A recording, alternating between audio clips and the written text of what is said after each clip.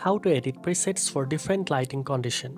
First of all, open the Lightroom app on your device and select the photo you want to edit.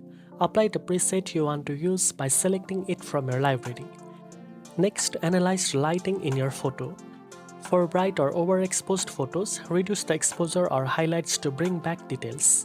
For darker or underexposed photos, increase the exposure or shadows to brighten the image.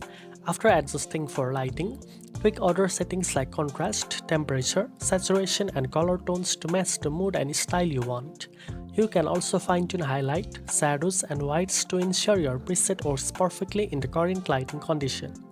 Once you are satisfied with the adjustment, save your edited settings as a custom preset for future photos. Now you know how to edit presets for different lighting conditions. If you found this video helpful, don't forget to like, share and subscribe for more editing tips. Thanks for watching and I'll see you in the next one.